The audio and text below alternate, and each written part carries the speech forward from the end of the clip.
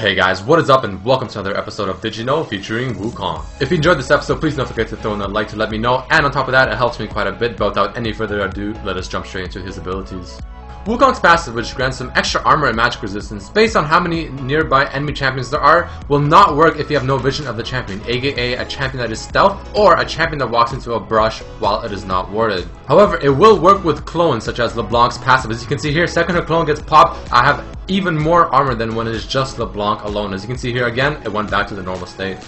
If Wukong happens to use his clone as Vi targets him with his ultimate, Vi will actually go straight to him himself while he is invisible and completely disregard the clone. This is really important to remember when facing such a champion. On the contrary, a Fiora ultimate will actually keep attacking the clone even though he uses his W, but there is a chance that she will attack you every now and then if you are too close to your clone while she's whacking away at it. Wukong's Q ability can critically strike, however the critical damage will work as any normal auto attack crit rather than amplifying the damage on the crit by the extra damage that the Q provides. AKA the Q damage does not affect the crit damage. It is important to remember that Wukong's Q gives him 125 bonus range. This is really important because you can use this to harass in lane very effectively and even use it on a running opponent when your auto attack is out of range. Wukong's ultimate is an amazing tool to use against enemy opponents, and keep in mind that while you are active and spinning through all of your enemies, you can use summoner spells such as Flash, Ignite, and even Exhaust. You can even use items, however Tiamat and Hydra seem to be an exception as it does not proc while you are middle ulti, but other items like Yomu's will work with this ultimate while you are channeling it, so keep this in mind.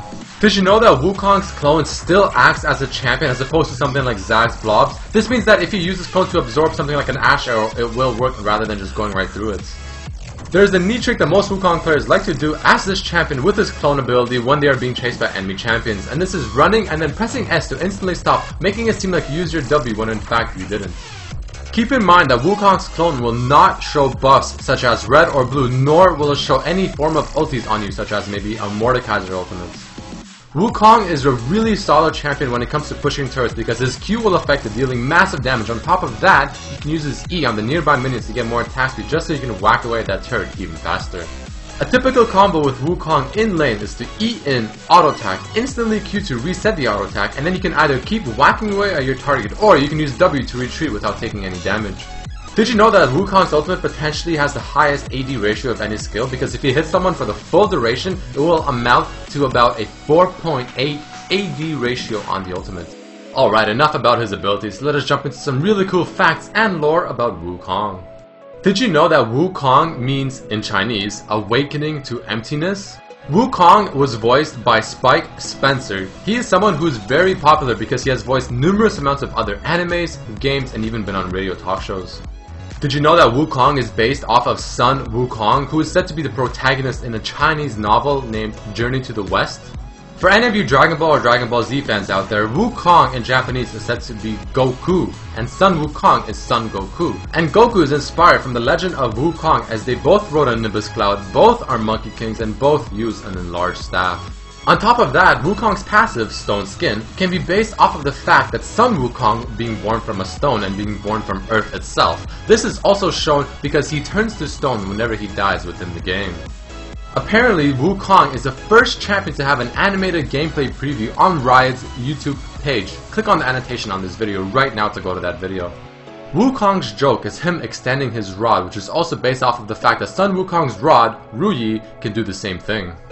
Volcanic Wukong is a possible reference to the Journey of the West's prequel story, Havoc in Heaven, as where Wukong got locked in a cauldron for many days, distilled by sacred flames, and once he was released, he was actually stronger than ever rather than dying. Classic Wukong's Chinese artwork shows him fighting a water dragon, which is shown in both of the Jade dragon skins. This might be a reference to a character's mount being swallowed in the Journey to the West story, and as a result of this, Wukong had to fight this dragon. Jade Dragon Wukong seems to be wearing Chinese jade, probably hence the name Jade Dragon Wukong, which is commonly carved in the form of a dragon. Did you know that Wukong was apparently trained by Master Yi in the art of Wuzhu? Wukong was also introduced to the League of Legends by Master Yi in hopes of finding worthy opponents. And here's another pretty interesting one. So we all know and love Doran for making Doran's blades, shields, and rings. You know, probably being very rich from that as well. However, did you also know that he made Wukong's staff?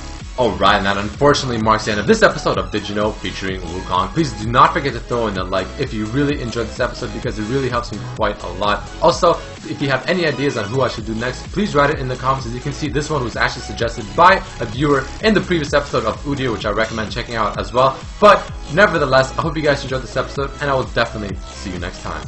Peace!